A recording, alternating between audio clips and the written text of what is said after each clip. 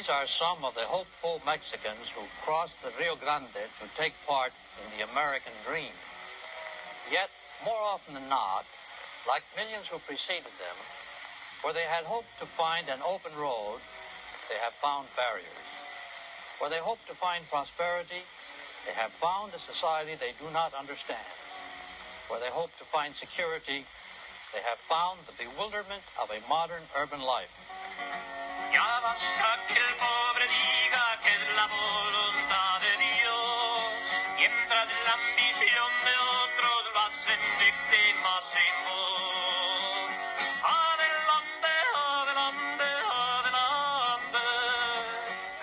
Many generations of Mexican Americans have produced the second largest minority in this nation. Only the blacks of the rural South and the urban ghettos outnumber them. Today, this second minority is beginning to make itself heard. This presentation is about some of the problems, some of the hopes, and some of the activities of the Mexican American who is mobilizing himself to break out of the cycle of poverty. Before looking at the future, however, let us look at the situation of the Mexican American today. There are about 5 million Mexican Americans in the United States. And though Mexican Americans can be found all over the country, the greatest concentrations are in the Southwest. Texas, 40% of San Antonio. Southern California, especially around Los Angeles. Arizona, New Mexico, Colorado. These are the states with a heavy concentration. The center of life for a majority of these people is the barrio, a genuine human community, a colonia away from Mexico. Here in these crowded streets, the Mexican American finds hospitality, identity, and meaning.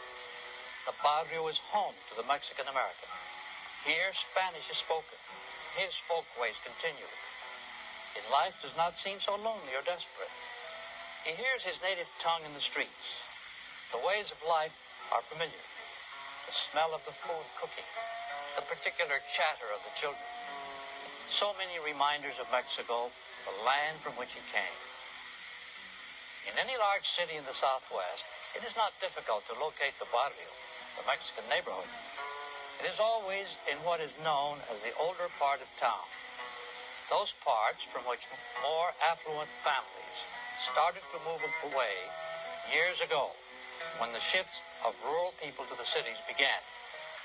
Today, most Mexican Americans have left the country and moved into the urban areas.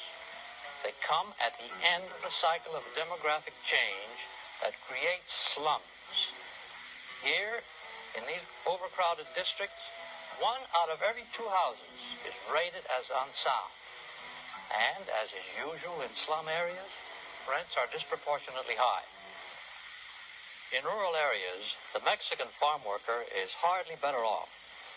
Rents may be lower, but the quality of the housing, as you can see, is, if anything, lower too. The migrant family tries to improve its lot by moving to the city, leaving to look for a life that is just a little better.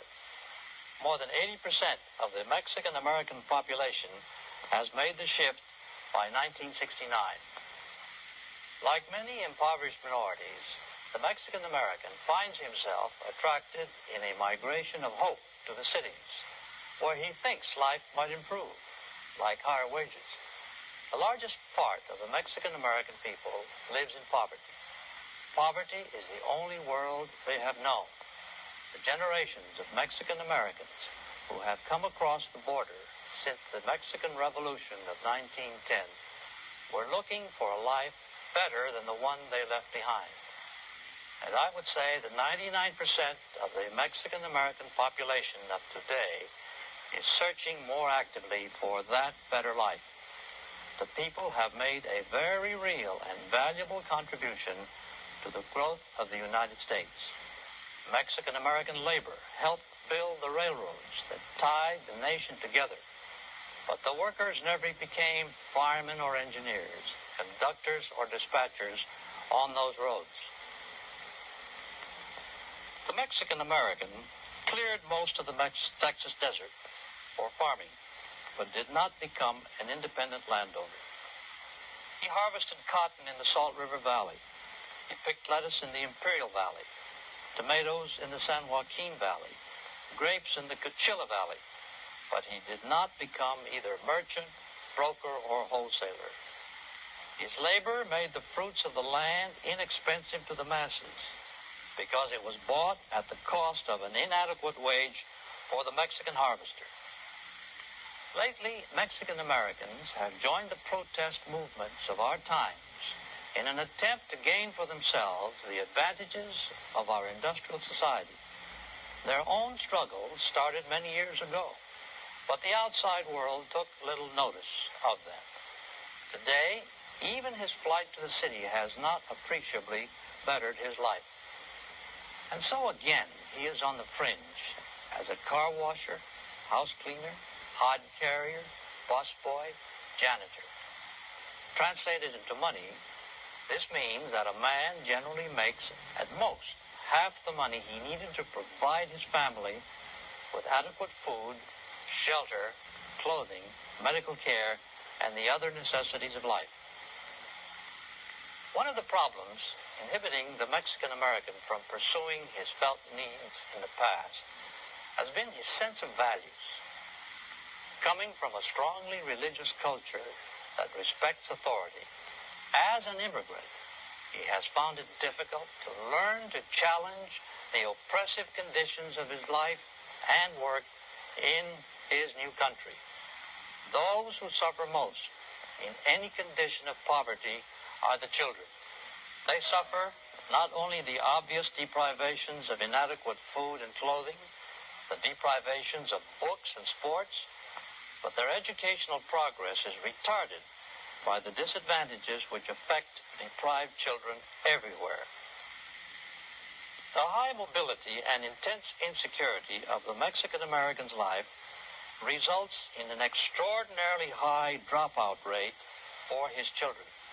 The chances are that a Mexican American, boy or girl, will barely make it through the 8th grade. Or, to look at it another way, if the present rate continues, there will be about 2 million children with Spanish surnames and of Mexican ancestry who will quit before completing high school. This alarming dropout rate has its repercussions further up the educational ladder. Only 1 out of 100 students in the colleges and universities in the Southwest are Mexican Americans. In graduate schools, the number drops statistically to near zero. Mexican Americans are as capable as any other students, but the chances of going through professional training are practically non-existent, the cost being prohibitive.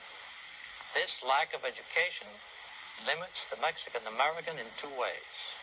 On the one hand, those who do not finish high school are unable to keep up with the rising requirements for even the lower skilled jobs in industrial production. On the other, the lack of professionally educated Mexican Americans reduces the community's ability to find trained leaders to serve it. For young children, the great educational hurdle is language. Spanish is... Es un buen tipo, mi viejo.